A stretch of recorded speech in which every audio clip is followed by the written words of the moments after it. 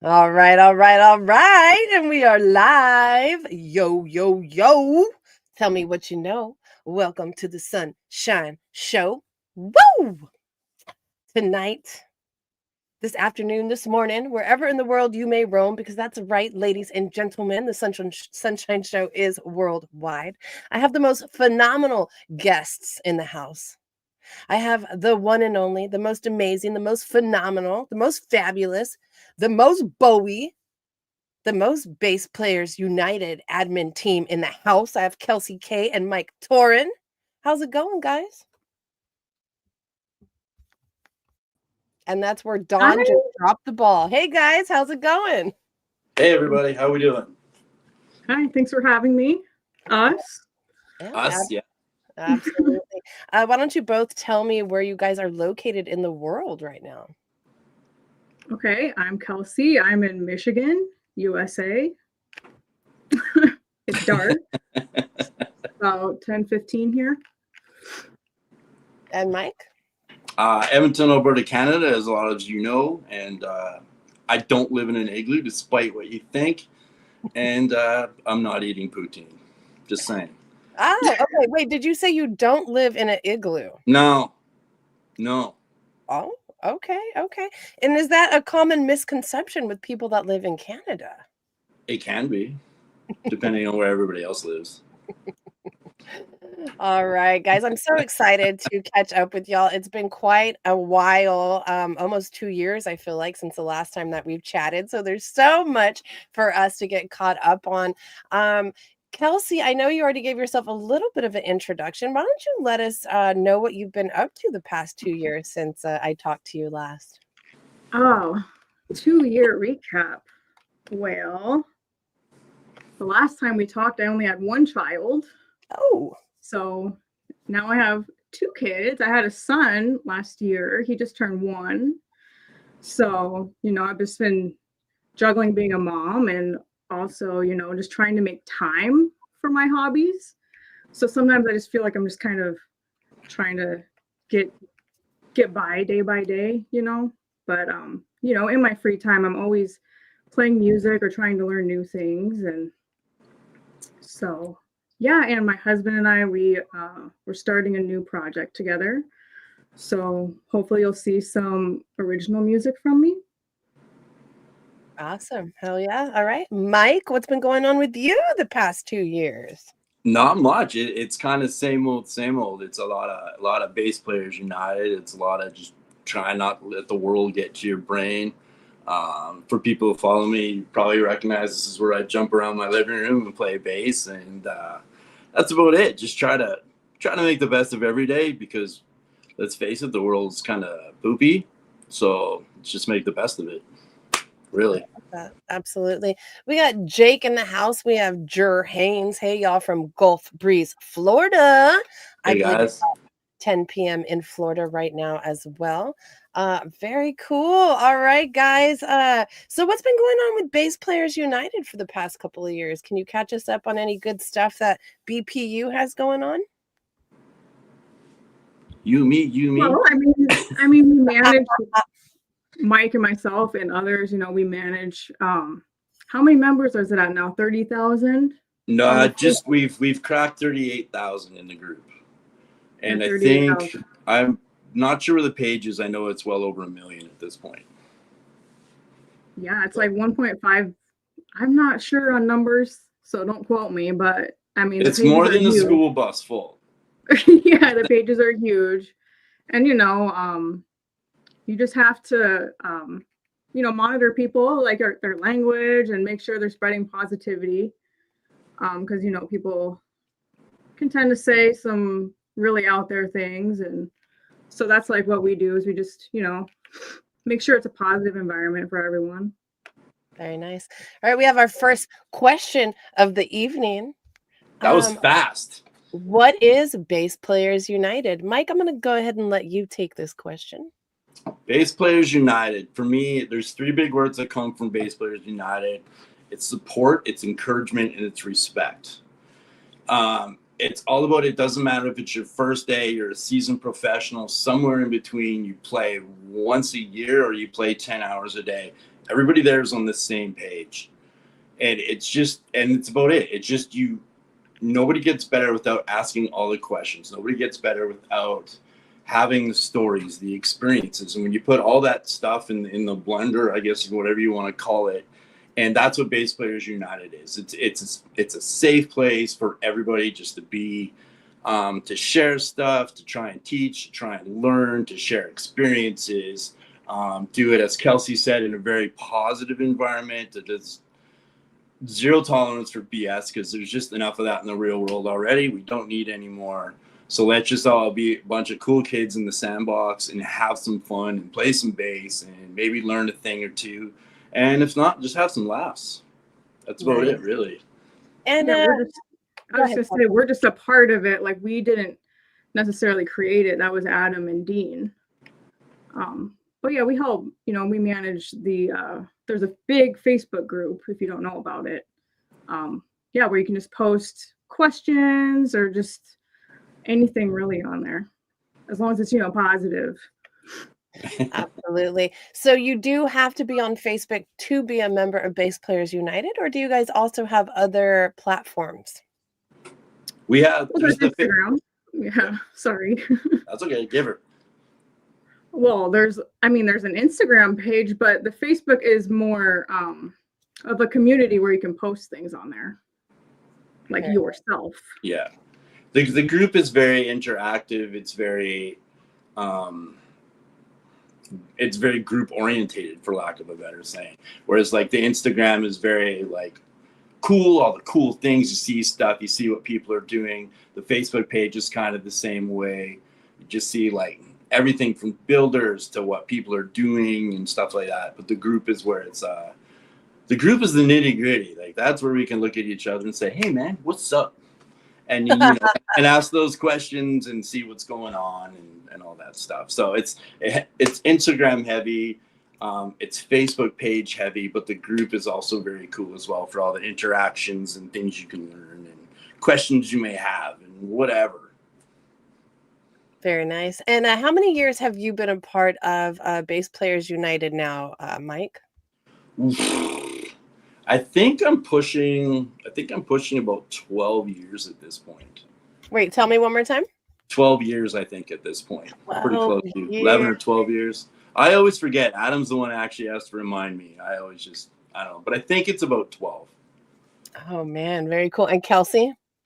Since 2021, so 4 years. Very, very nice. And I have been on the Bass Players United team for a couple of years myself, and it really is just such a blessing to be here with you guys and be part of such an amazing community. So we have a question. How can I join it? Well, I think you got to get on Facebook first and foremost, and then you just look up Bass Players United. I did just drop that in the comment section, and you can go over there and just join that page, answer a few questions, but make sure to answer the questions. You have to answer the questions, and it's a very weird thing, and it sounds crazy, but you have to be a bass player. You do have to be a bass player. You have to be a bass player. Even if you're just driving home from the store and you're like, take that selfie, you're like, check out my new bass. That works. You have to be a bass player.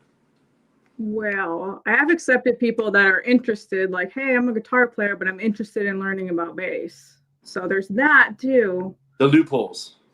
Right. And hopefully they're being legit. Hopefully they're being legit about it.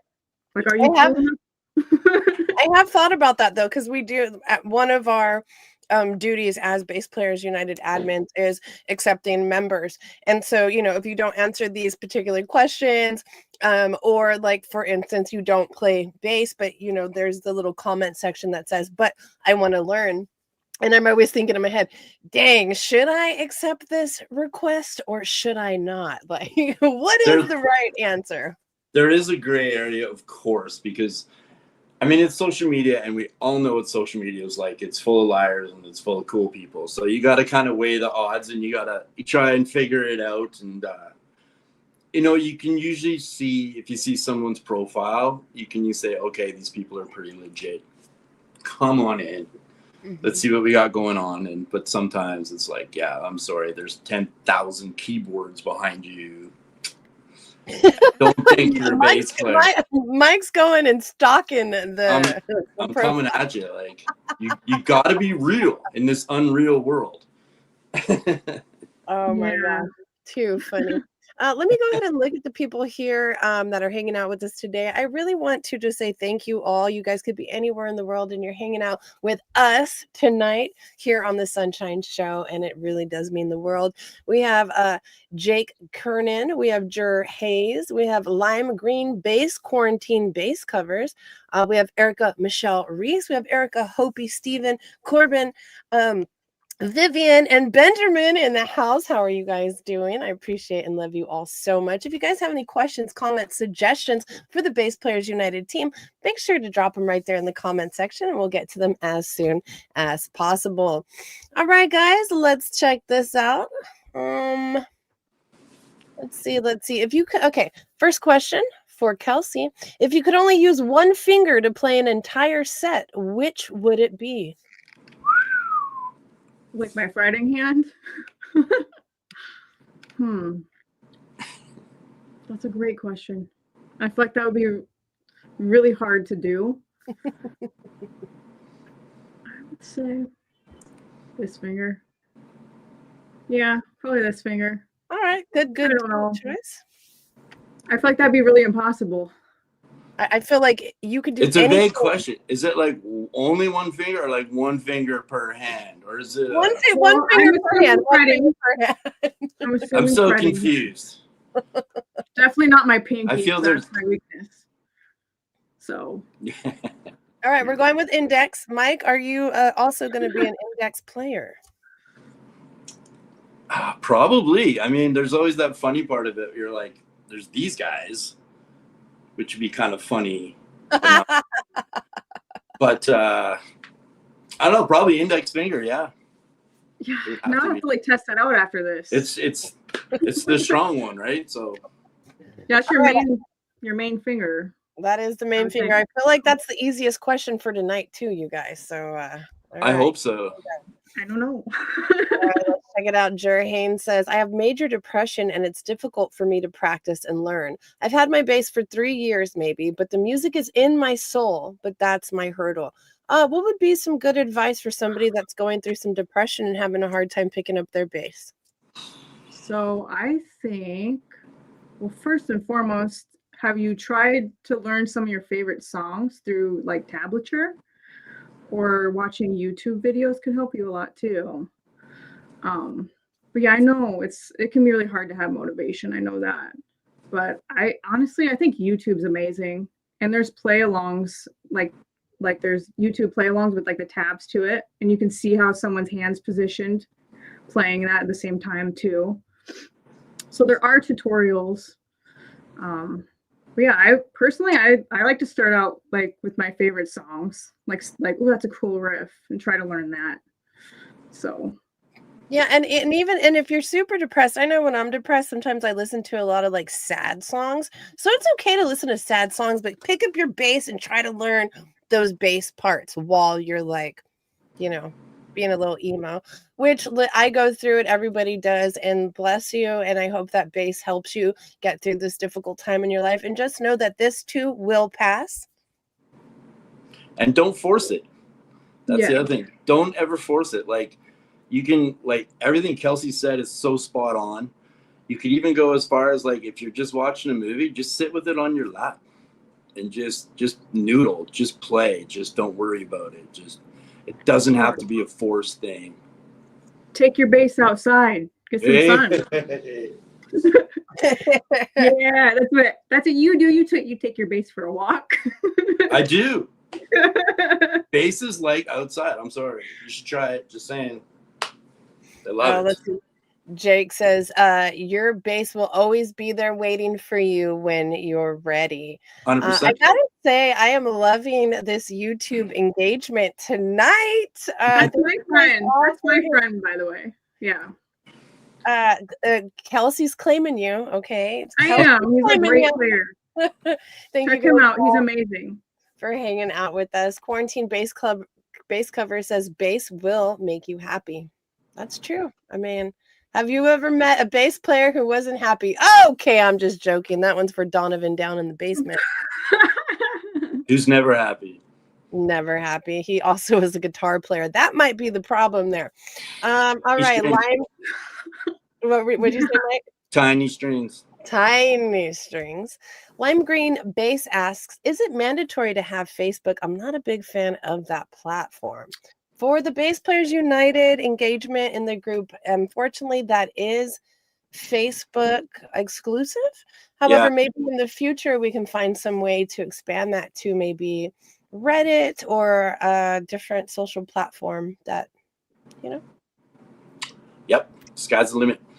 Sky is the limit. All right, all right. Let's see here. Mike, I wanted to talk to you a little bit about your content. You always come up with very engaging content. It's always a lot of fun. You post every single day.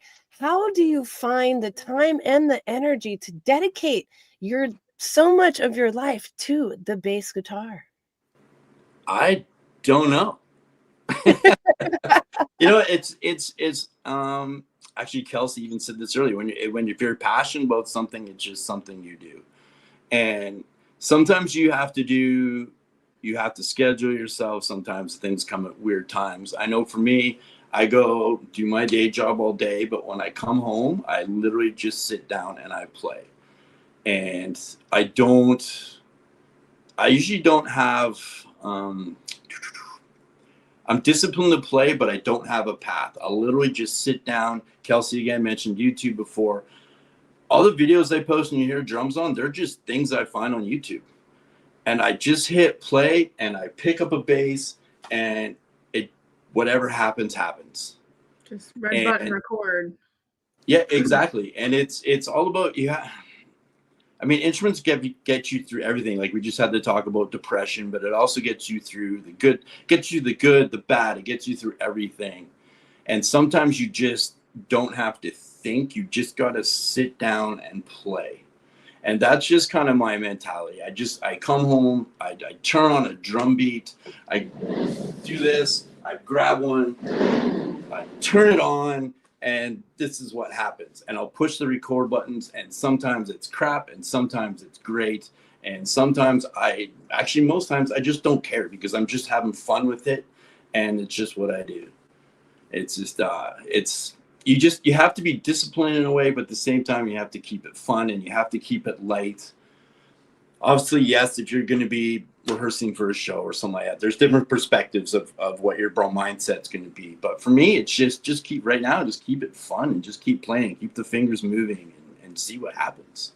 Yeah, don't make it a chore.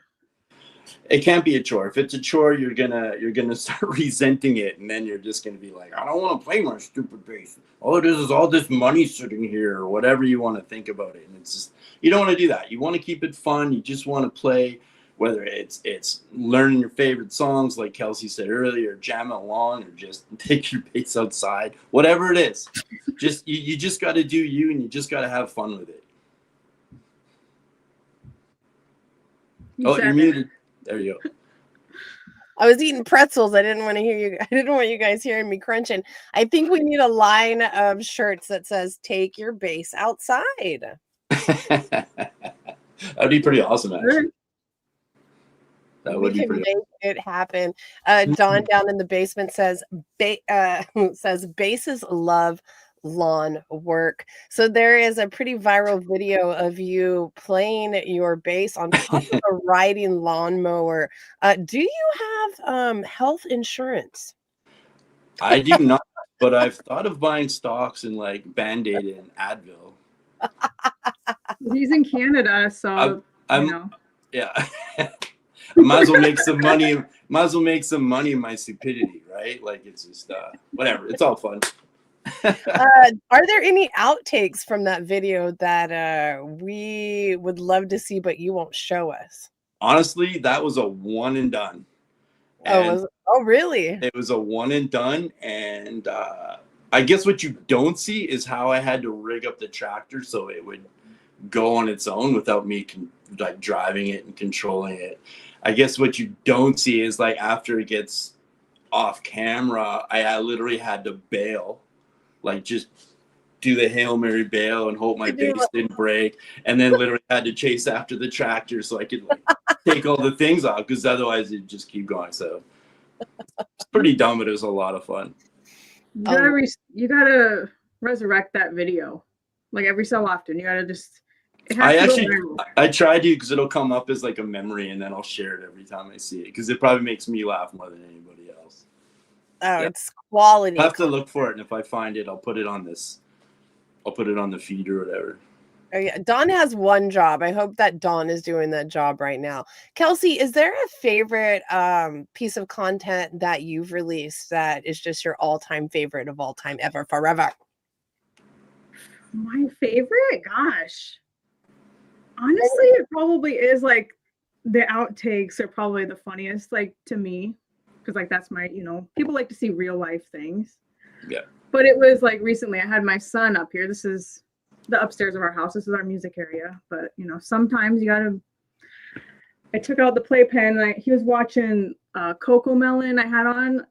I know it's like really stimulating for him, but I was just trying to do a video, and so I watched my footage afterwards, and I hear wheels on the bus, like on the outside, like the real world, because I wear my headphones to play through.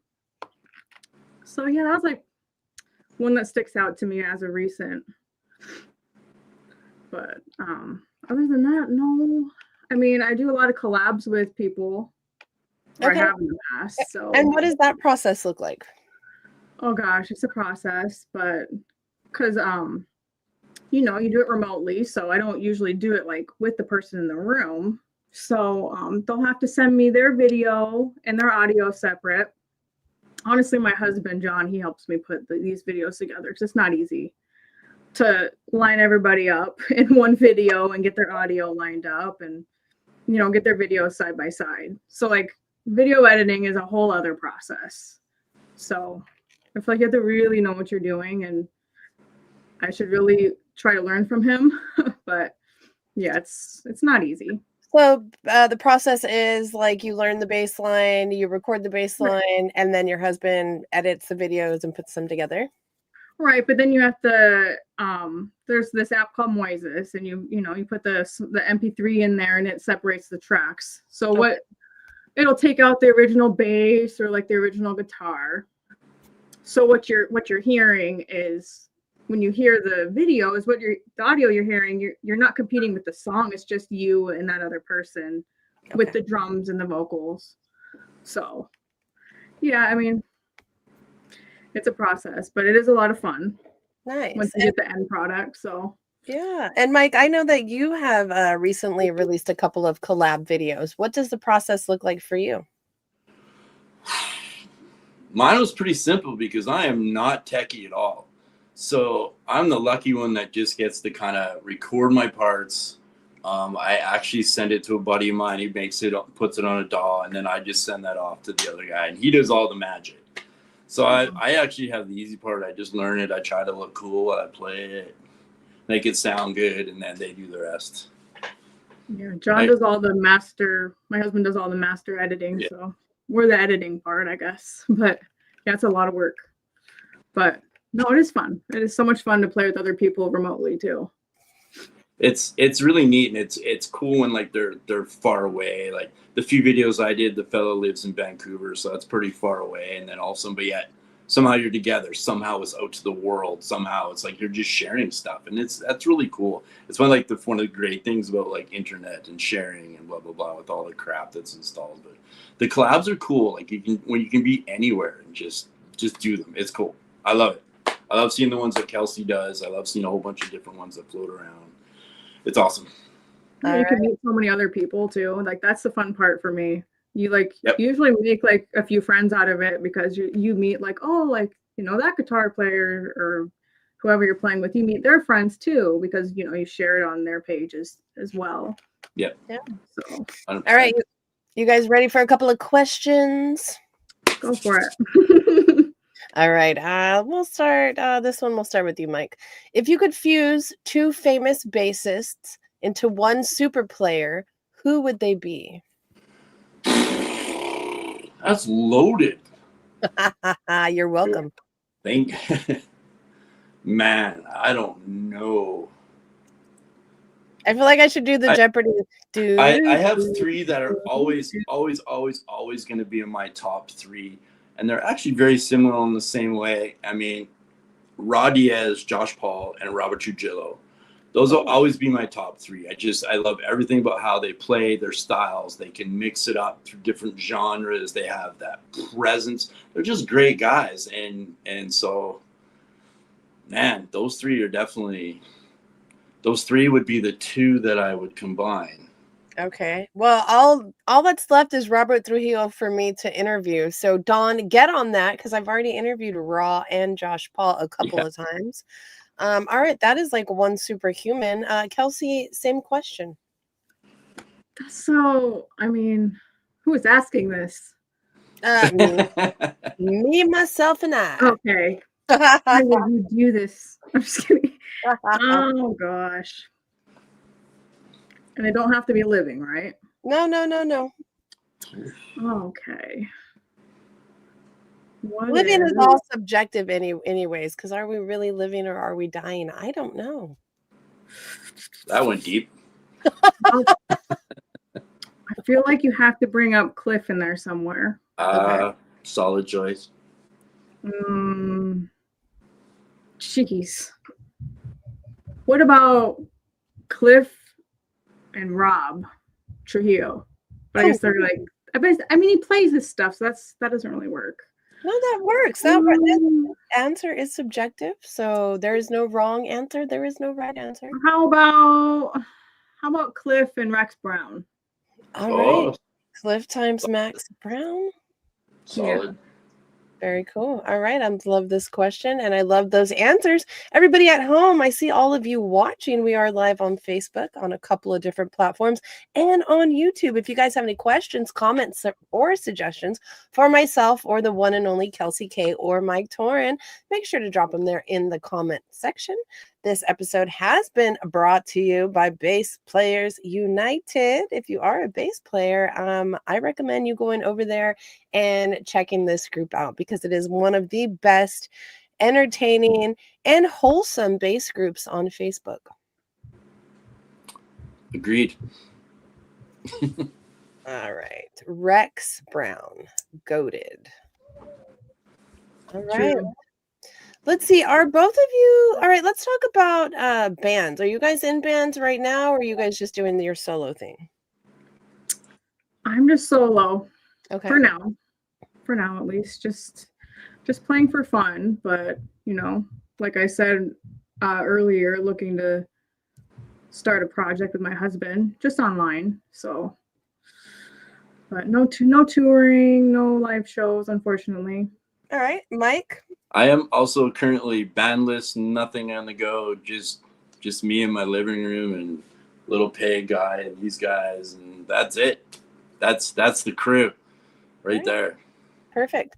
Let's check this out. Lime Green Bass over on YouTube. Who or what inspired you guys to play bass out of all other instruments? Let's start with you, Kelsey. I was just always drawn to that low end groove, just always. Especially, I was born in the 90s, 93, but I remember being a youngin', like 5 or 6, and hearing bands like Rage Against the Machine and Tool and Korn and just all that, just the new metal, just, I don't know, the rap rock, and it was just very bass heavy. And it just the bass really stood out to me. So that's kind of why I chose bass. Very nice. We got Jules Shepard in the house. Happy Thursday, y'all. What's up, Jules? We got Eric in the house. Yeah. Eric's a gem. Hey, Eric. Eric, you got a question for the one and only Mike Torn? Drop it there in the chat. All right, guys, let's see. Yeah. Have you ever broken? Okay, so this can go mid-show or maybe even like mid-making a piece of content. Have you ever broken a string mid-content making, and what did you do next? I guess if you're not at a show and you're just in your living room, it's very easy to just swap out the strings. I personally, I have never broken a bass string. which is absolutely insane because there are days where, like, even some of my videos, I'll hit it, like I just give her. And I've never broken a bass string from playing, I should say. I've had them break when you're like putting new ones on and you're not paying attention. I've done that, but from playing, I've actually never actually broken a string. I mean, I've never broken a string either, and I'm primarily a pick player, and I play with some like pretty thick picks, and I've never hit or broken a string, so that's interesting. Very interesting. So quick story, jazz band, college jazz band, probably 2001, maybe 2002. And we're at a jazz competition in Greeley, Colorado. And I have my 1971, I think, no, 1974 Rickenbacker. And I go to do, and I'm in the middle of a jazz solo, and my G string pops mid solo. And I'm talking about the G string on the bass, all right? And it was in the middle of my solo, and it was so it was kind of heartbreaking, but at the same time I found myself like improvising, on the different strings or whatever. So you became the rock star at the jazz gig. Oh, for sure. 100%. And then, after the song was over, I ended up finding like a bass in the crowd that I was able to like borrow and use. But yeah, man, that was like, woo, my heart kind of sank as soon as that happened. But it's always good to be able to like pull that off. And jazz, it's all about the improv. Yep. I was gonna say, my husband, when he was playing a show, once he hit his head with his headstock, and he has a scar on his eyebrow. He said his head just was gushing like mid-show. And he's like, just got to go on, Oh, He's got a battle wound, a little battle scar to prove it. So a great story. Right. All right, Eric B says John Entwistle and John Paul Jones. Between the two, you have all the genres covered, from the concept of music to today. Oh, those are two very good bass player combos. That would make one superhuman of a bass guitarist. I agree. Yeah. All right, let's see. Brian says, I bought my first bass 2 months ago. I'm practicing as much as I can. Congratulations, Brian. That's awesome. Good for you. Welcome to the Cool Kids Club. Welcome to the Cool Kids Club. What kind of bass are you playing on, Brian? And Brian, inquiring minds want to know. All right. I actually asked you guys how you got into playing bass. Nobody asked me that, but I will ask myself that question. Just joking. I didn't get to answer, actually. Yeah, you didn't. That's true. Oh, wait, you didn't get to answer? Nope, I did not. But you first. Sunshine, how did you get into playing bass? What was your path and journey? I am so glad that you asked me this question, Mike. I felt like nobody was ever going to ask me this. Actually, I began on the tuba, and that was an easy transition over to the bass guitar. Don McDaniel, we are not hiring. You're not going anywhere. Thank you very much, sir.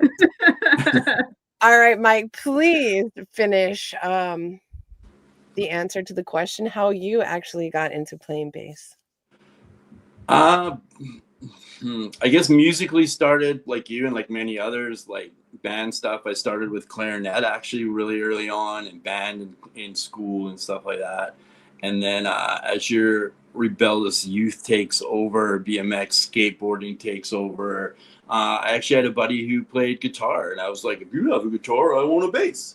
And it was literally that simple, and went out and got a bass, and yeah, here we are now.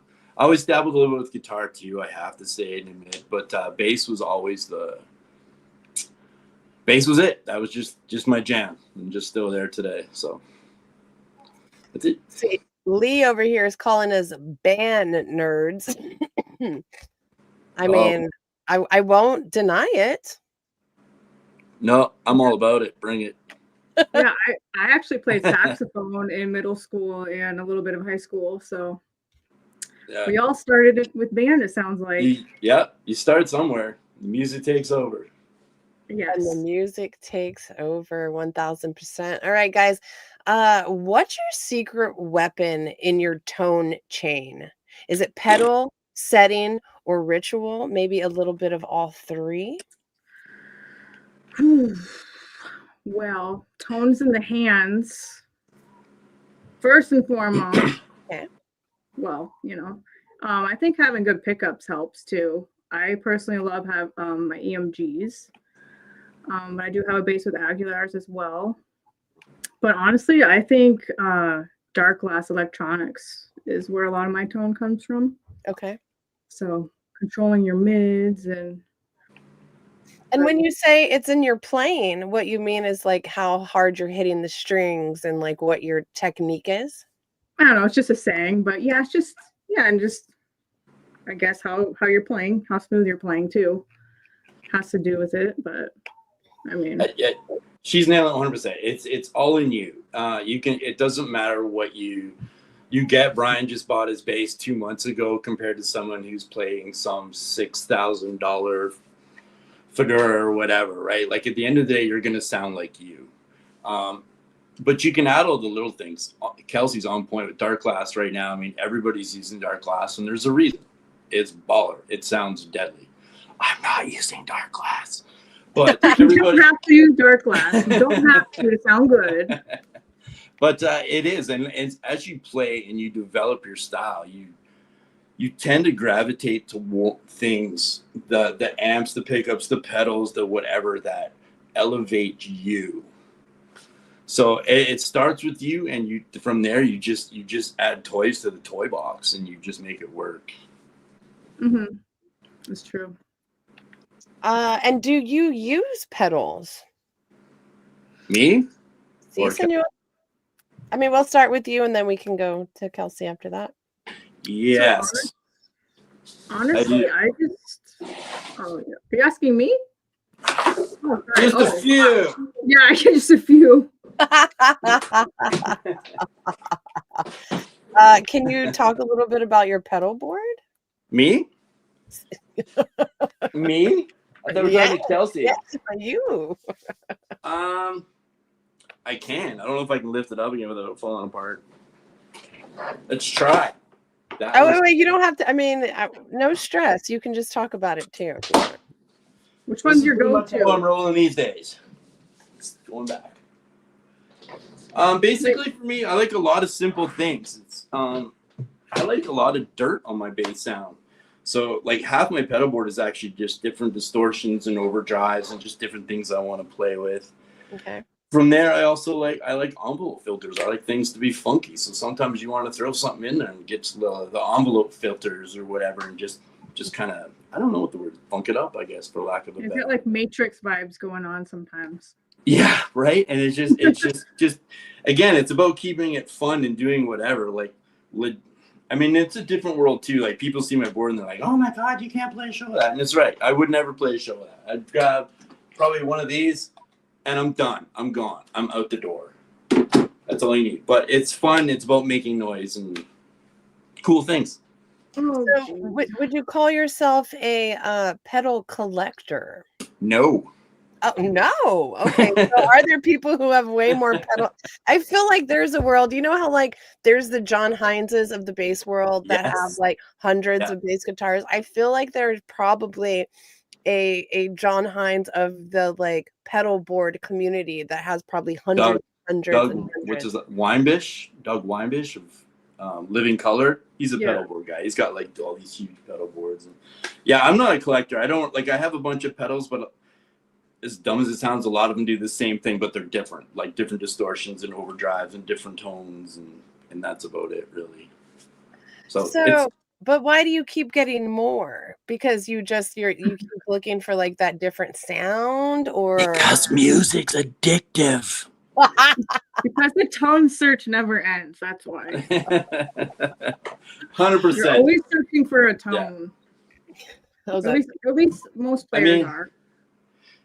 It comes down to like probably 75% of the stuff I play, and even my little videos, it's the same thing. That's my tone. That's what I like. And sometimes you just want to be different and add some different colors and different textures, and then they're there and you can have fun with them.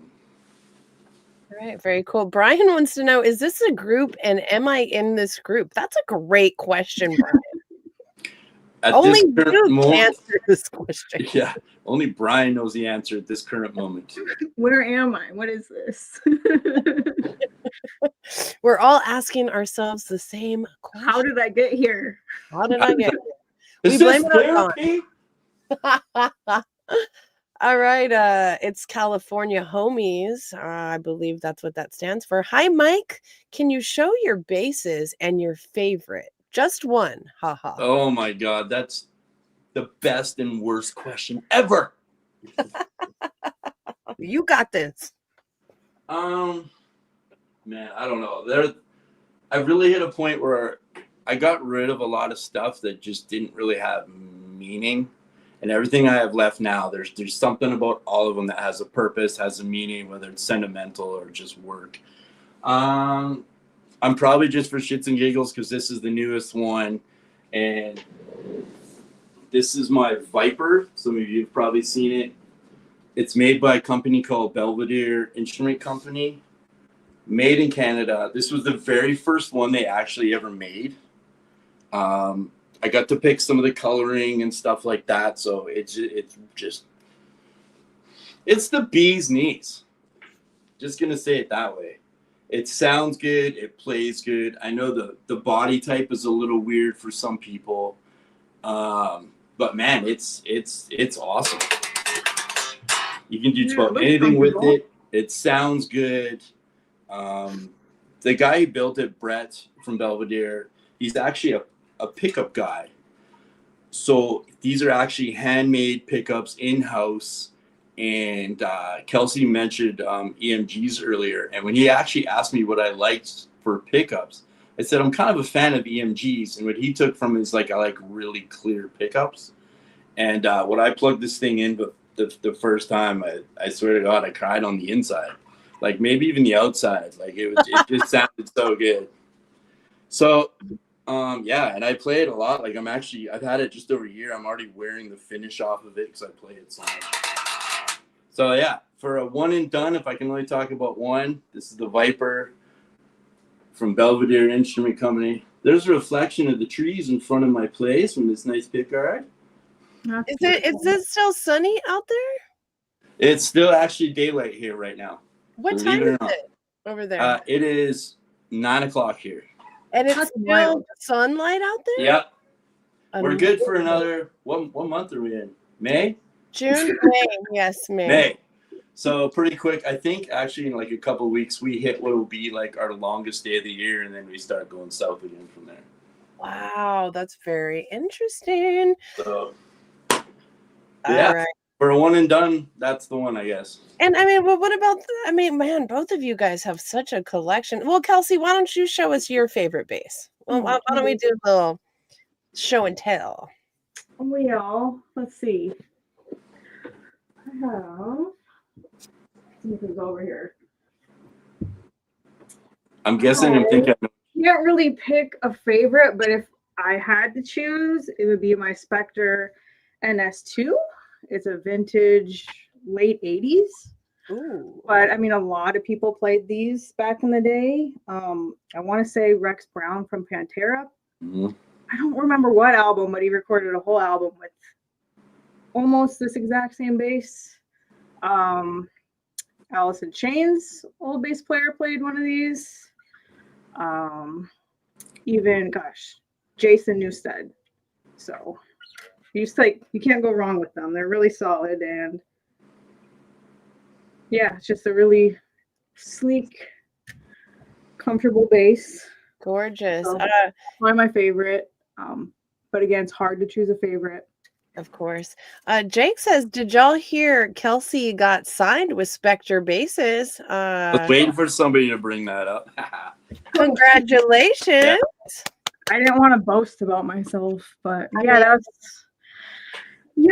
I inquired about it. I was like, I've been playing Spectre pretty heavily for the past few years, and those are like the only basses I really want to play now. And so yeah, I asked, what does it take to be an artist and get in the family, and sure enough, I qualified. So yeah, I'm on their list now. So I couldn't believe that.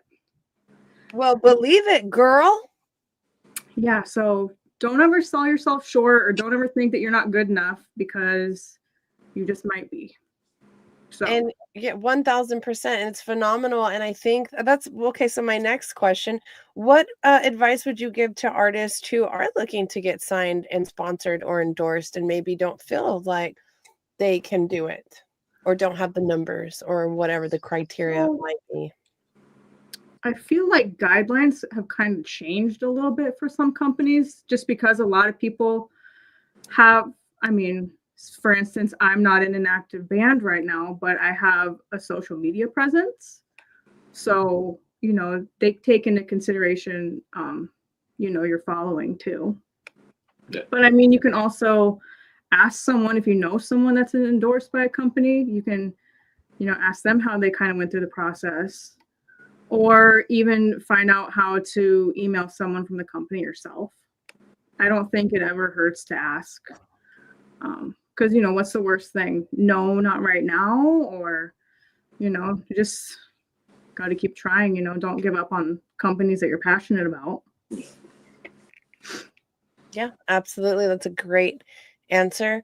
And yeah, I think you're right. Like the stipulations have changed. They used to look at like the number of days that you were on the road and this, that, and the other. But now TikTok and Reels and Facebook and followers have become such a huge requirement as well. But that it doesn't stop there though. Even if you don't have a great following, doesn't mean that you can't get an endorsement. Oh, that's not true. Yeah. I mean, it just really depends. I mean, it's hard to say. Yeah, each company's so different. So you just have to kind of inquire yourself. Yeah. Or maybe someone you can ask. And don't be fake. Don't give up. And don't be Right. fake. Like you can't go buy blah blah blah name brand instrument today and ask about being endorsed tomorrow. They're gonna look you up. Right. They're gonna. Oh my gosh. it. Yeah. So just be real. Believe in what you're playing. Believe in the gear or whatever. Put your content out, whatever it is, to the world, and ask all the questions that you guys have said. Like, what's the worst they can say is no. Even if they say no, they've already looked at you. So you're already one step there. If that makes sense. And there could also be better opportunities for you. Like, Should be better opportunities. Don't ever be discouraged. Right. Brian, do you guys make videos that help newbies like me? Well, I like to think that I inspire people with this thing. But does he mean like lessons? Does he mean? I don't do tutorials. Like, yeah, Bass Players United. For sure, Bass Players United, we post a lot of content and videos. And I feel like as videos that help newbies, I mean, there's a lot of that on YouTube, right? 100%. Kelsey said also earlier, like YouTube is such a source. The unfortunate thing is there's 5 billion videos on YouTube, so it takes a little bit of scrolling, takes a little bit to figure out, but it can be the best tool ever. And just going through different lessons, different approaches, different people. Like you can watch the same video from 2 different people and they'll approach something totally different, and you'll get something totally different out of it. It's just, you just got to keep your eyes and ears open. Just be a sponge, just absorb everything. And the best part is when you start making it your own. And yeah. So as far as like say Kelsey or myself making videos, like you said, like it'd be cool to know if you kind of inspired people.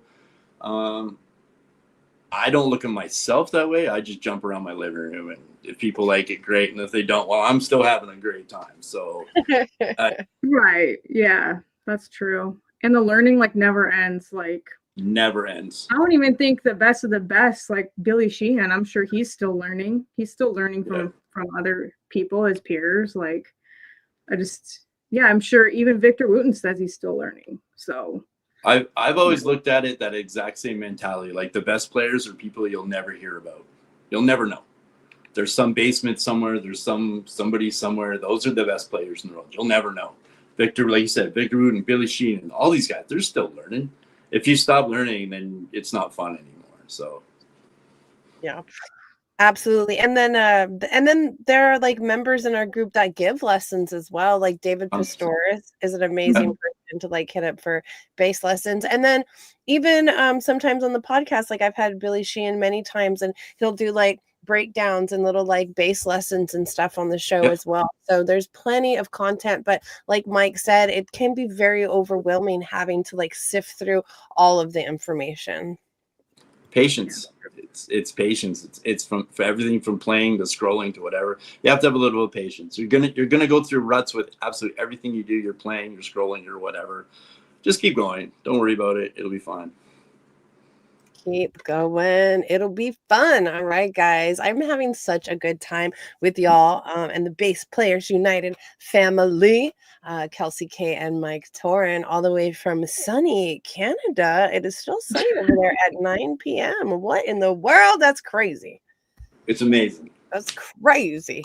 I want to thank all of you guys for hanging out with us. Robert, Lee, Brian, Don down in the basement, Lime Green Bass, all the fan bam that's been hanging out with us. We've been having such a good time. Greg, Jake, if you guys have any questions, comments, suggestions, make sure to drop them down there in the comment section. What's up, Scott Weiss of Underground Roots Clothing Company in the house? Scott's selling some bomb salsa over there at Underground Roots. Make sure to go check that out. All right, Brian says, at this very point with my bass, I play by ear, so I'm just getting comfortable with it. That's actually an amazing skill. Some people are able to play by ear. Some people read music. Which do you guys prefer? Kelsey, you first. Honestly, I struggle with playing by ear sometimes. I mean, if I can isolate the bass, there's apps for that now, Moises. You can separate the bass tracks. But I mean, yeah, I will try to learn some things by ear, and then I will kind of reference a tab just to be like, okay, see, I did get that part right. Okay. So, but yeah, no, I actually think I need to be more of an ear player. So I think that's good to start there. I agree. I'm probably 99% ear. If there's something that troubles me, I'm the same. I find some tab, or I look it up, or ask somebody or whatever. But I can't read. I can read music, but I can't read music. I know what things do, and I can kind of figure it out. But I learn by ear. I press play and see what happens. Right. It's it's a tough one because music is interesting, like, because you can learn by ear, you can learn the theory, you can, if you know both, then you're just the most baller player in the world, and that's good. That is not, unfortunately, my world. I hit play and I just sit there with a stupid look on my face and go, what the, and just figure it out. And that's just how I roll. That's a great way to be, though. Yeah. You're muted, Sonny. Sorry, my dog was also ear training is such an essential tool as well for people that maybe do rely on music like I do. I'm not really great at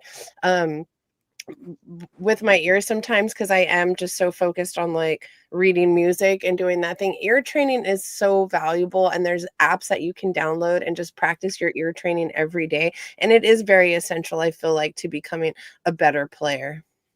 I agree. And it helps with improvisation. It helps with, man, shit goes sideways. You're playing a gig and all of a sudden the band just keeps going. You're like, we were supposed to stop, but you can't stop. You got to keep going. So if you can hear, and if they change things and whatever, then they're all just tools, I guess. And the more tools you have and the better you have with them, then it's easier, more fun.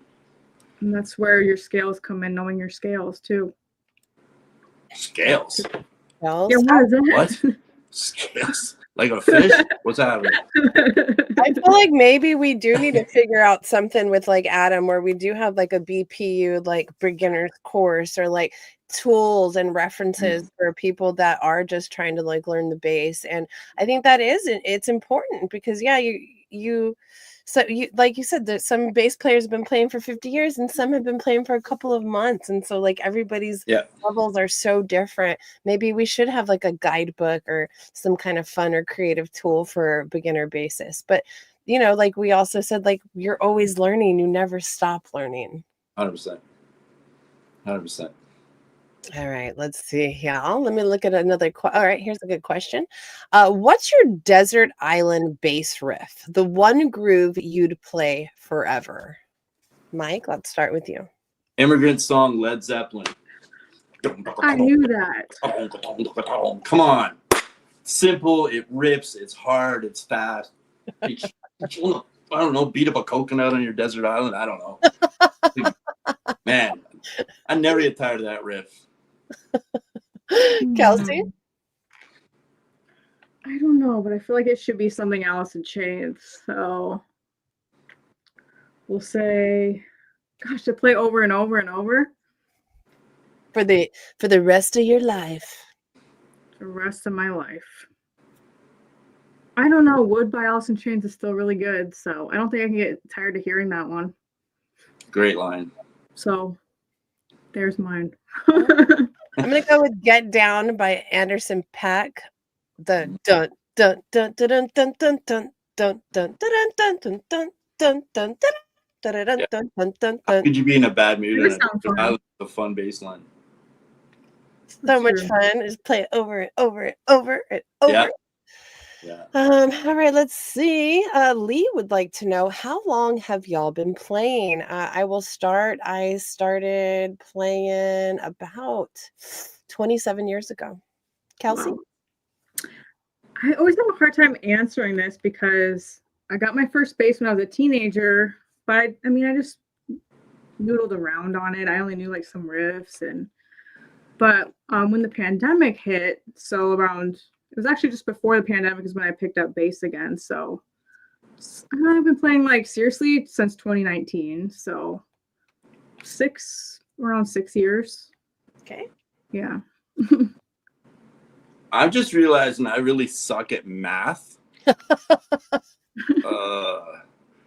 All I can say is I got my first bass when I was in grade 9, and I have a gray beard now. Okay, so there you go. It's been longer than a year. Oh, good. I like that math. Come on, we call that girl math, Mike. Yeah, it's horrible. I know, but I'm like. So you've been a member of BPU for 12 years.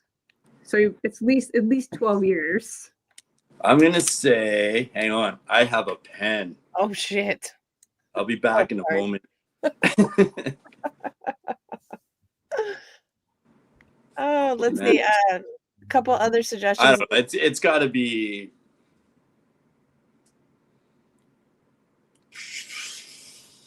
40 years. Holy shit! 35 years. I'm old. Cool. That's amazing. I mean, you don't look that old. You're not that old. I am that old. You guys. He's like, I've been playing 60 years. Yeah. I'm the newbie here, so. I gave Leo Fender some tips on that first bass. All right, a couple of other suggestions for the desert island theme.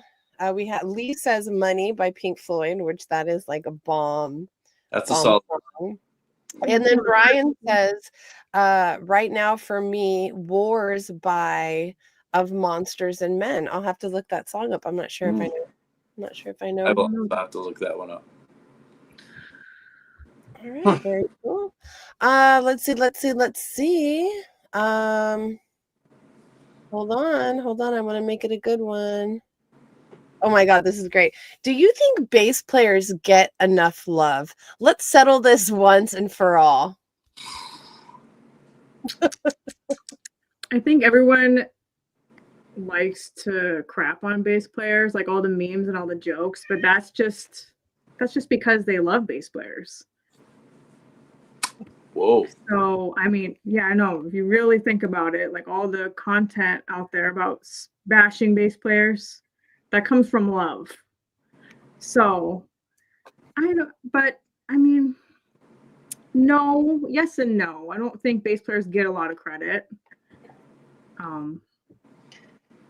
Well, it's kind of like, like the kid or the little boy in kindergarten that picks on the little girl he has a crush on kind of thing. People pick Right. on us, but it's because they really like us and they wish But they yeah, I mean, what would, just think of like what some bands would sound like without bass. Like bass makes so many songs. Like so many songs would be nothing.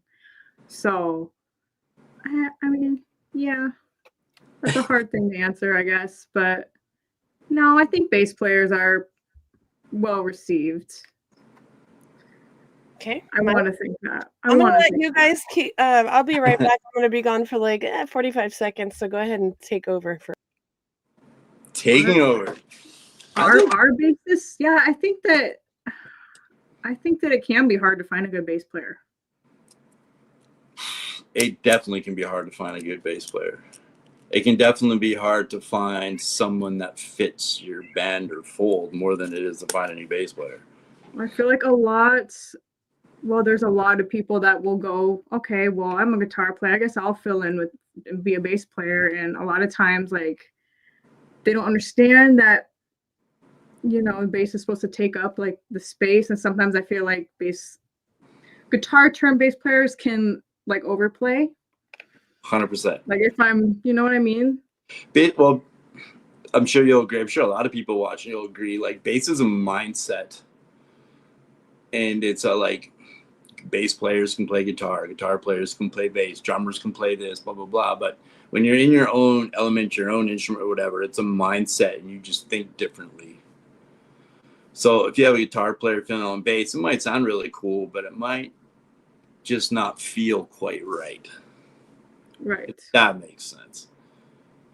You got to have the rhythm and the groove. That's important. You have to have all the elements and it has to mix well. Like you can know the notes, but can you... Does it have the feel? Right. Does it have the feel? It's very important. 100%. So, but yeah, can you imagine Red Hot Chili Peppers without Flea? Nope. But I also took that further and I was like, I also can't imagine them without Anthony Kiedis or Chad Smith for that matter. Well, I think that they're all, or their bass player. I can't say his dang last name. Or their guitar player. Frusciante. There you go. Yeah, because they kind of have they all have their own style. And that's what makes them mix. And that I guess exactly the point of having an actual bass player that plays bass in a band. Does it have the right feel? Is it the right person? Maybe said saxophone player playing bass might not work, but maybe it will. I don't know. It's hard to say. It's hard to say. Yeah. About your pedal board. Right. I was going to ask. Mike didn't do show and tell of his new pedal he got. Can you hear me? Yep. Yes. You can hear me? Yep. Okay. Why can't I hear myself? Okay, it's okay. What are you talking about, Kelsey? Your new Chibson pedal. You're showing your pedal board and you never mentioned that one. Oh God. You're going to make me pull it off? Well, can you just lift up your board? No, I did that once and it didn't go well. Okay, never mind. He has a Pepto-Bismol pedal. Oh, Pepto-Bismol, you say? It's a legit Pepto-Bismol. Oh, there we go. That's amazing. And you know what's crazy about it is I know they started these out as a lot of people follow Instagram. There's a page called Chibson. And they make, I don't know how to describe it. They make fun of a lot of things. They make a lot of weird things that you all think. Just have to go look and it'll all make sense because I will not describe it. But anyways, they teamed up with a company called Daredevil Pedals and they actually made this, where's my camera? Pepto-Bismol pedal. That's amazing. And I wanted it just for shits and giggles. Just to add a pedal that was Pepto-Bismol. But it's baller. It sounds so deadly on guitar or bass or whatever. It doesn't matter. And I don't think they're available anymore. I think they're sold out now. So who knows? Maybe they'll do another run. So we can sell that on the market for a lot of money then. Maybe. I don't know about today. Maybe It's next a week. hot commodity. But yeah, turned out really cool. It was the nice thing they did. They should do more of these things. All right, so I didn't get to show you guys my bass. And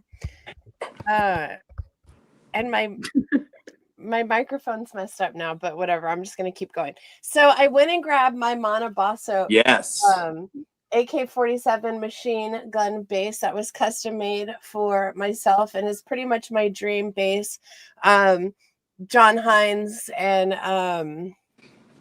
Tony Walters designed this for me.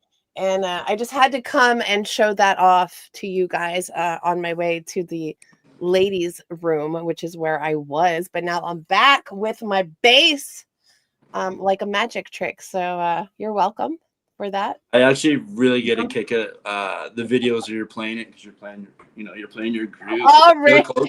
And you're just, you're doing this and you're thinking, okay, cool. And then you're like, wait, what? She's got a gun for a bass? It's hilarious. I love every second of it. Gotta do what we gotta do to entertain the people. 100%. All right, let's see. We got Jordan Branch in the house. What's up, Jordan? How are you doing? I love you so much. If you guys are not already following the most amazing and talented singer-songwriter, Jordan Branch, make sure to go over there and follow her today. She just dropped some really amazing music, and she will be on the podcast very soon. We have Gilbert Barentes in the house all the way from Houston, Texas. What's up, Gilbert? How you doing? Let's see. Dave Sanders has a question. How do you convince your guitar players that they'll sound better if they scoop their lows and sit in the mid to high range voicing? Or do you just disconnect their low range amp knobs? Okay, Dave Sanders. What a question. Is this something you want to tell your guitar player? Yeah, I feel this is a deeper rooted question. Again, the word is therapy. Therapy. If you guys would like to pay a very low fee of $19.99 plus processing, we could be your therapist. That's a new service that we're offering. It comes to instruments, and it's really funny. It doesn't matter what instrument you play, if it's amplified or whatever. Sometimes you just can't convince people of things. Like, they just have their sound, and it's just the way it is. And it's good, and it's unfortunate because everybody should be their own individual and play how they want, sound how they want. But sometimes they just don't understand when it comes to frequencies and mixes. Like, it just doesn't jive sometimes. So turn your bass up. Yeah, exactly, right. Turn your bass up after sound check. But sorry. I don't know if you can convince people that. It's the only way is you can hope to prove them and hope they see it, and if they do, they do, and if they don't, they don't. It's one of those weird situations. It's just one of those situations. Yeah. Don McDaniel down in the basement says that he saw me eating. Well, I do have this small bowl of treats here. It's a very small and dainty bowl of, they're actually pickle pretzels. Okay, pickle pretzels. And Don, you're not getting any of my pickle pretzels. You just jealous. And I also have these tiny pickles too. They're just little tiny baby pickles. And Don, you're not getting any of my little baby pickles either. So I'm sorry that I can't help you tonight with your dinner, but good luck Maybe with that. Maybe he doesn't deserve it. Maybe he just doesn't even deserve it. Don down in the basement with his guitar absolutely does not deserve any dinner. And on top of that, everybody, let's just give a big shout out to Don McDaniel because he does do a lot of work here for the Sunshine Show, and we love him immensely. And the guy just doesn't get paid enough, so I don't know what to say. He keeps sticking around though, and we love you, Don, so thank you. All right, Lee says I'm a sound engineer, by the way, so I'm loving this convo. Oh no, not the sound engineer. Oh man, they're a lot. You don't scare us.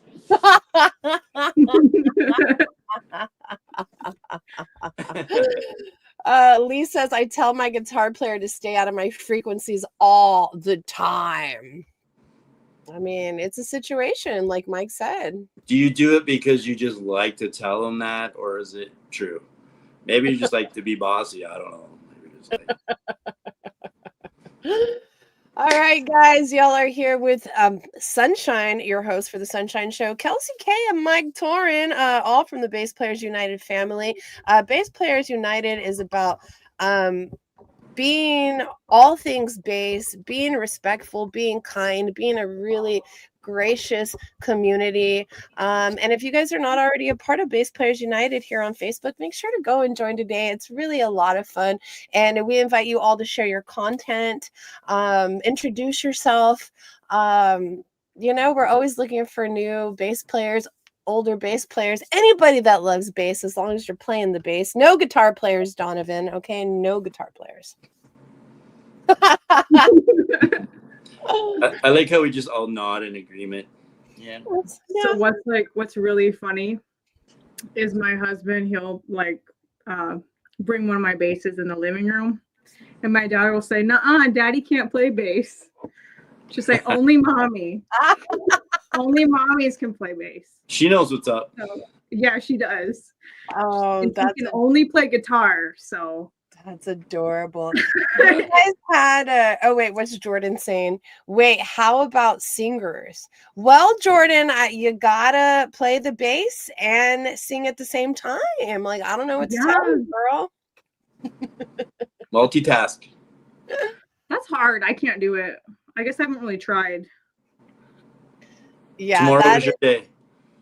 Bass players that sing, they are a whole different category of. You have my respect. It's not easy, or even I think it's hard to play guitar. I mean, it's got to be hard to play guitar too and sing. So, or any instrument for that matter. Well, yeah, Jordan is a singer-songwriter, guitar player, so she is already. I feel like that's already, an amazing feat.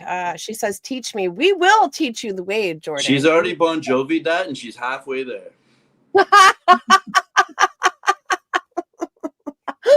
Oh my god, that was epic. There has to be one dad joke, right? There has to be one dad joke. That was beautiful. That was absolutely amazing. I feel like Mike is the dad that's taking the pictures of his bass guitar. Have you seen those memes where they're like friends my age and they're taking pictures of their newborn babies, and then there's the friends who are taking pictures of their basses? I'm like, how do I Photoshop my face in there? Because that's real. But what if you're both? Then you have way more pictures. Oh, way more content. It's true. Content. If you guys could interview any bass player on the planet, I guess even dead or alive, we could just do that. Who would you interview? Mike, let's start with you. Trujillo. Not even think about it. Robert Trujillo. Yeah. All right. Kelsey? I would have to choose Carol Kay. Oh, she's done a lot of incredible things for music, and she was just nominated for Rock and Roll Hall of Fame. So, I mean, she's done incredible things. She's been on I think I read over 10,000 recordings. Yeah. And I know there's so many people that have no idea who she is. So she's the king. Yeah, she's just Isn't she part of the Wrecking Crew? Is that the name of the Oh, I'm not sure. It was a documentary, I believe, called The Wrecking Crew, and they're the people that were mainly responsible for so many recordings back in the day. Hold on, I'm going to look it up right now. The Wrecking Crew. So The Wrecking Crew is a documentary, which is what I saw. It covers the story of LA-based group of session players known as the Wrecking Crew, famed for having played on numerous hit recordings throughout the 1960s and early 1970s.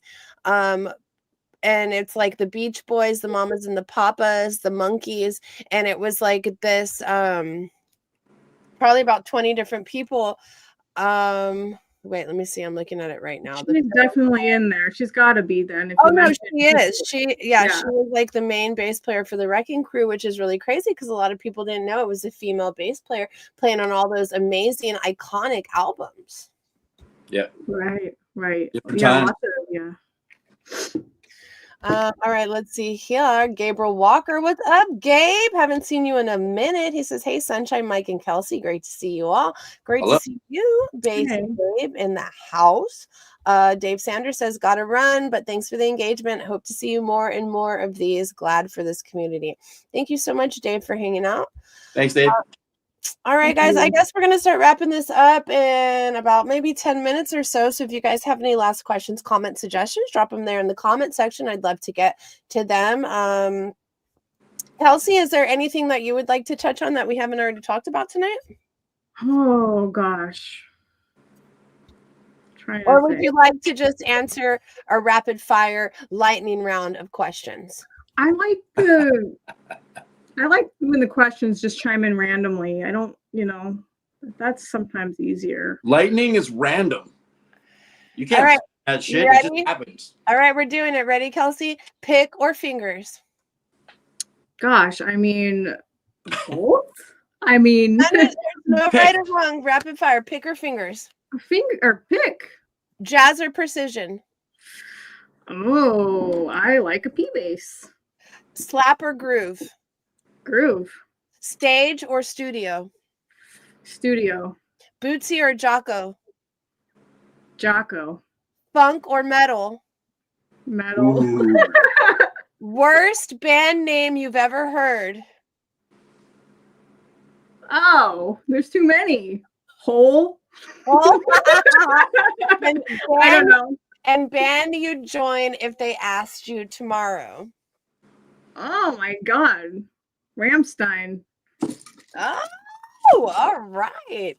All right, Mike. In your face riffs. In your face. All right, Mike, ready? Let's go. Pick or fingers? Fingers. Jazz or precision? Jazz. Slap or groove? Slap. Stage or studio? Stage. Bootsy or Jocko? Bootsy. Funk or metal? Both. Worst band name you've ever heard? I'm stumped on this one. There's so many shitty band names. Band you'd join if they asked tomorrow? Again, too many to list. Right now, off the top of my head, probably these guys. Death by Stereo. Great band. Great dude. I've seen you play their stuff, so you could do it. Yeah, they're awesome. They're super rad. All right. Oh, Eric has a great question. Favorite dinosaur? Eric, I thought you'd never ask. I'm gonna go with the the Triceratops. Yeah, I would say Stegosaurus because that's what my daughter would choose. My 3-year-old daughter loves dinosaurs, so nice. Funkasaurus. A Funkasaurus. You just be jealous because I thought of it first. As he rides off into the darkness. Yeah, now it's not light out there anymore. Yeah, I had to turn the light on. It's bullshit.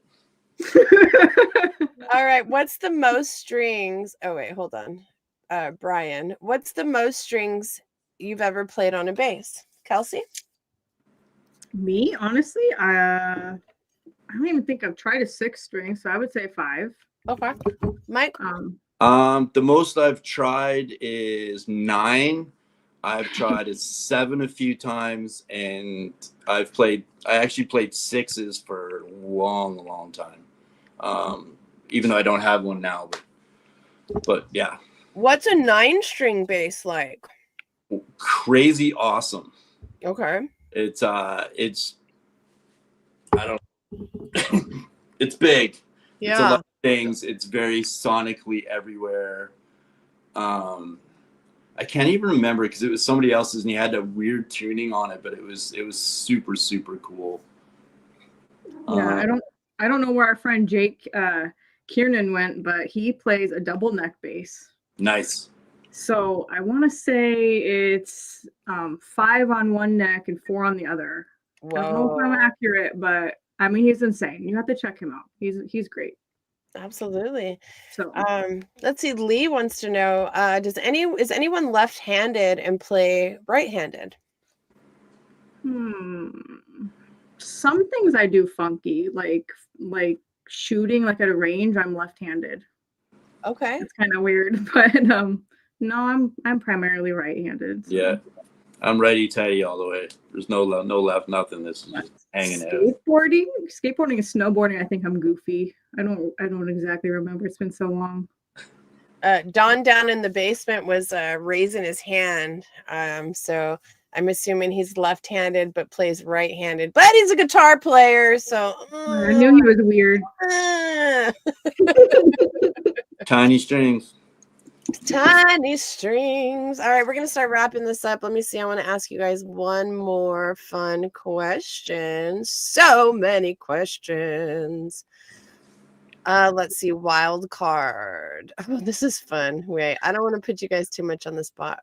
Let's see. All right. Finish this sentence. Kelsey, we'll start with you. Finish this sentence. My base is my blank.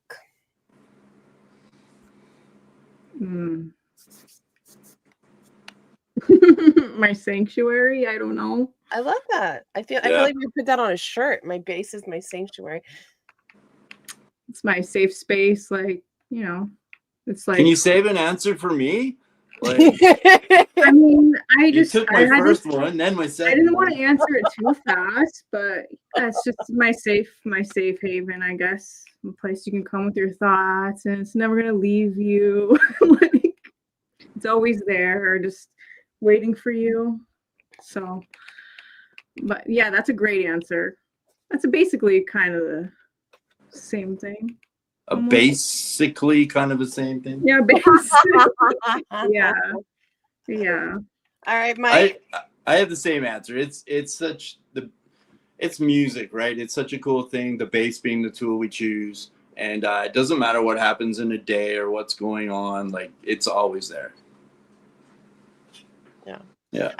I like what how Brian put my bass is my therapy. I mean, I feel like that all the time, like being on stage, playing music, just being creative. Sometimes it's easy to like fall into these like pockets of being like depressed or sad and not wanting to get out of bed or blah, blah, blah, whatever. And I've gone months at a time without picking up my bass. I mean, my last gig was in November, and after that, I broke my ankle. I barely played my first gig back last Saturday. And do you know how good it felt after that whole time not being on stage, not playing my bass? And it's like, yeah, it's my therapy. It's my everything, my safe space, my savior, my guardian angel, my guiding light, like all the things, you know. It's so important to not forget. If you have music in your life or bass or guitar, I mean, okay, whatever, guitar, fine. Any of those things, whatever that outlet is that you use to express yourself, even if you put it down, never forget to pick it back up. 100%. Right. I mean, yeah, there's been times, I mean, when I have my children, you know, you're not sleeping. And I mean, I've gone months at a time without playing, you know, but it's like, it's not going to leave you. It's not going anywhere. When you're ready, it's waiting. So. And sometimes the break is a good thing. Yeah. No, it is. Like, there's lots of people that get in ruts, and it's like, well, then just don't play today. You can play tomorrow. It's fine. Don't have to worry about it. It's not going anywhere. Right. Yeah, don't force it. Yeah. Do not. I like this. Lisa's bass is my air. Oh. Old Don says, my bass is my basement. Oh, you're so funny. Okay. You're still not getting any pickles. No pickles for you, Donovan. No pickles. All right, guys, we're going to start wrapping this up. But Kelsey, why don't you let everybody at home who wants to follow your journey, watch your content, how do we go about doing that? So, how do I spell my last name? I don't know. That's why I put Kelsey K here. But so I'm on Instagram. It's k.campaignin, my last name. Hopefully you can find me somehow that way. I'm also on Facebook, and you might see my name pop up in the Bass Players United group since I'm an admin. But yeah, hopefully I'll be getting a YouTube too. I'd like to do, you know, full playthroughs on there. So, but hopefully in the near future. And I forgot I have TikTok. I don't use it very much, but same username, k.campaignin. So. And And then what's your best piece of advice for anybody listening at home, whether it be music advice or life advice? I don't know if anyone should listen to my advice. I sit with toddlers all day. I mean, do something because you want to do it and that it brings you joy. Like, don't force it. Don't force things in your life. I don't know, just do things with passion. I guess I don't know what kind of advice to give. Oh, it's great advice. 100% great advice. But yeah, just be passionate about what you're doing. Jordan says, "Mommy musician advice is always needed." Yeah, and I think that some people might be able to relate to me too. You know, like I sacrifice some sleep. I mean, I do play like during the day, like in the living room, but I'm usually unplugged actually. Like when I practice, that's usually how I do it. You know, while they're occupied watching a show or playing with toys. That's where I get a lot of my practice in. But a lot of my recording, I stay up really late, like when my kids are asleep. Like I'll stay up till almost 3 a.m. playing music. So, I mean, whatever works for you, just got to find your own time. But yeah, if you're really passionate, I mean, you'll stay up late like me. So Nice. Brian says, "Mommy knows best." yes, and true. That's true. All right, awesome. And Mike, for everybody that would like to follow your journey on social media and beyond, where would we find you at? Pretty simple. Just it's Mike Torn on Instagram, Mike Torn on Facebook. I don't have any artist pages or anything, so I'm there. Just look it up. You'll find me.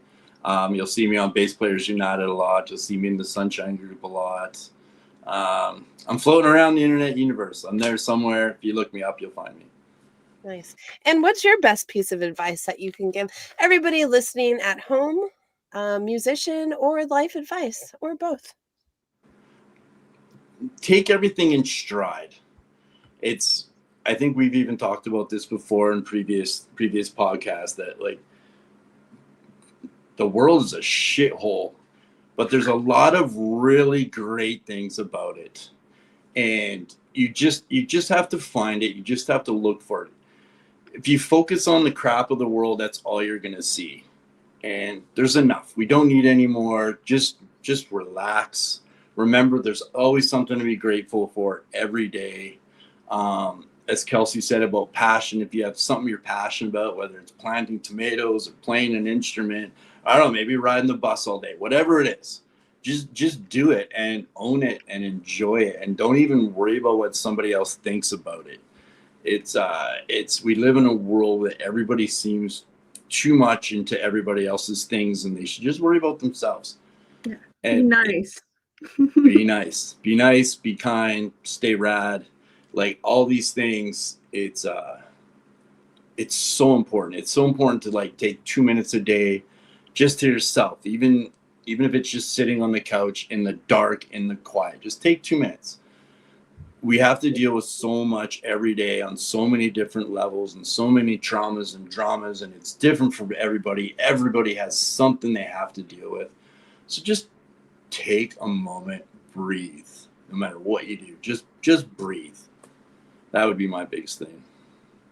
I think that's amazing. Brian says, "Thank you guys for the advice and encouraging me on my journey." Looking for videos starting tomorrow. Yeah. You didn't tell us what kind of bass you had, so now we have to see it. I know. Yeah, I love progress videos too.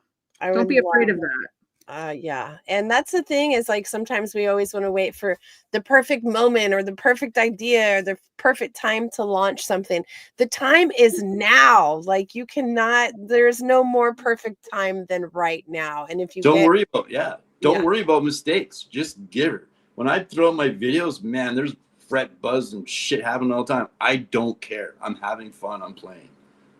Yeah, and you'll actually find you'll have so many more positive comments. Like every once in a while, you might get some negatives, but I mean, you just have to ignore it. And they usually make a fool out of themselves too because no one like agrees with them, you know. Yeah. People are usually very, very encouraging. Yeah. And I, and also just don't read the comments. And if you do, never respond. Like, even if it's a bad comment, and no matter how badly you want to reply, don't do it, because that's what they're trying to do. They're trying to troll you, to get you, and to bait you. Like, just like shake it off. Is that Taylor Swift, Donovan, that I'm hearing from down in the basement? What is it? Shake it off. Shake it off. That's Don's favorite song. Just so everybody knows. I'm gonna start saying thanks for the engagement. Thanks for there we go. Thanks for the engagement. Like, hey, you're getting my post attention, so thank you. But yeah, I mean, you can't let one person, maybe two people out of, X amount of others. I mean, you just can't let it get to you. Exactly. It's that old saying, like, if you have haters and you have copiers and you have people talking crap about you, you're doing something right. So just don't even worry about it. Just keep going. Yeah. Don't engage and keep it going. I've had such a good night with you guys tonight. We literally should do this like once a month or something, once every 2 months to like. You got to watch my sunset. Like, I'm in the dark now. I know, that's wild. I can't believe how bright it still was at 9 p.m. over there. That's insane. Now I'll watch the sunset with you guys. That's really cool. All right, we're gonna start wrapping this up. Jordan says, how you treat people is a reflection. Wait, how people treat you is a reflection of them. 100%. 100%. Yeah, they're upset with themselves in some way. Yeah. All right, so I guess we're gonna get out of here. I will be back. Shoot, I don't think I have anything booked for a minute. I'm gonna go to Texas next week. I'm gonna go see one of my best friends, Erica. Her son Corbin is graduating high school, so I'm gonna go down there for Corbin's graduation and go hang out with Mima. And then I'll be back, and then it's my birthday, June 11th. So I do have a few shows lined up. I am interviewing Steve Shady, who is Willie Nelson's, one of his many sound engineers, but a very good friend of Willie Nelson. And then I have a few other special treats throughout the month of June. So I'm hoping that you guys will come back and hang out with me. And then we're going to set up some Bass Player United time and get something good going into rotation, because we can't let 2 years pass us by again without reconnecting. I dig it. Yeah, sounds like fun. I was gonna say, I'm a Gemini too. We're crawling out of old. We coming, baby. Wait, who's 6'5"? Is that somebody's birthday, Dawn? Don't tell me that's your birthday. Oh, that's when the Willie Nelson. That's when the that's when the engineer. Okay. So I have Steve Shady, June the 5th, when I get back from Texas, and that will be a fun discussion. Kelsey, when is your birthday? June 16th. Oh my. Yeah. And Mike, when's your birthday? August 25th. Ah, wait, what does that make you? A Virgo? Yep, Virgo, yeah. Oh, Virgos and Geminis get along very well. That's why it's been much synchronicity. High fives. High five all the way around. And no, everybody, we're not hiring, unfortunately, until Donovan gets out of the basement. I won't need anybody else to work for me. So unless anybody wants to help Donovan escape, good luck with that. All right, guys, on three, I guess we're gonna go ahead and say bye. Are you guys ready? Let's do it. Thanks everybody for coming out. Bye. Thank you. It's nice to talk to you all so much.